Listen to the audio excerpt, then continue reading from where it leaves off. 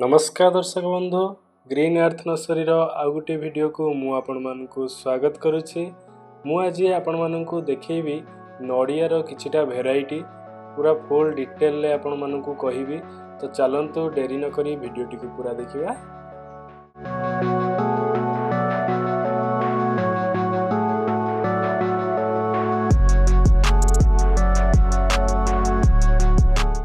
प्रथमे आमे देखिबा ग्रीन ड्वार्फ। यह भेराइटी 3 ରୁ 3.5 वर्ष भितर फल दे थाए।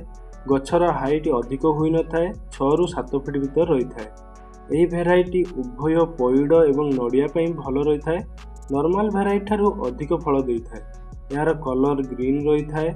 सबुठारू बड़ कथा यार मेंटेनेंस। जदि आपण माने यार प्रॉपर केयर नेउछंती ताहले ए गछ अधिक दिन रही थाए एवं आपण मानकु भल फल मध्य दे थाए।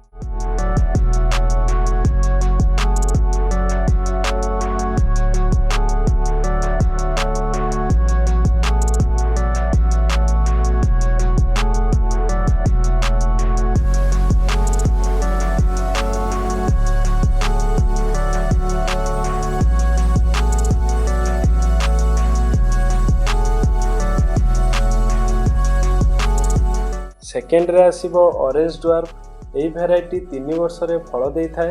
यह केवल पइड पाई ही विख्यात। यार टेस्ट बहुत मीठा रही थाए। यह मध्य नॉर्मल गछ अपेक्षा अधिक फल दे थाए। यार कलर ऑरेंज आसी थाए। मेंटेनेंस कथा उठले देखंतु दर्शक बंधु, जेहेतु ये हाइब्रिड गछ रहउची तो यार केयर हमकु नबाकु पड़िबो, जा द्वारा ये भल फल देबो।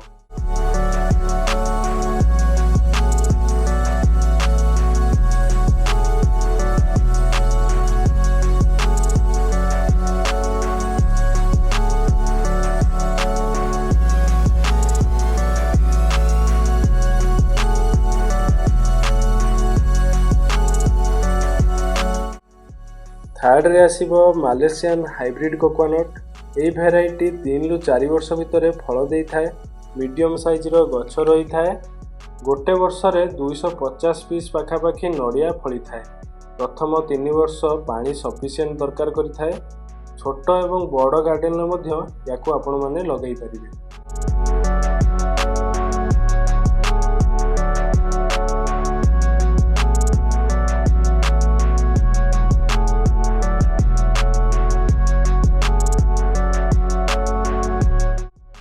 फोर्थ रे आसीबो अंडमान जियांट।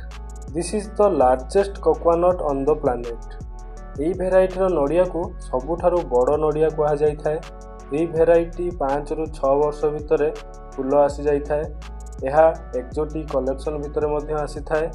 मार्केट रे सबु बेले यार डिमांड थाए। यही भेराइटी गोटे नड़िया 2 ରୁ 3 जण आराम रे खाई परिबे। यार गोटे डिमेरिट है यह कमर्शियल फार्मिंग पई एतेटा उपयोगी नुह।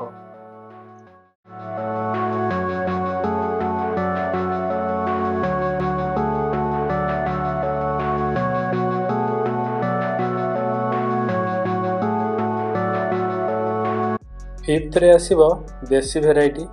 देसी गछ तो आपण माने समस्ते जानी थिबे एवं आपण मानको बाड़ी रे लगाई थिबे मध्य। देसी गछर मेंटेनेंस बहुत कम रही थाए। यार सबुठारु खास कथा है देसी गछ बहुत दिन धरी बंची रही थाए एवं फल मध्य देउ थाए।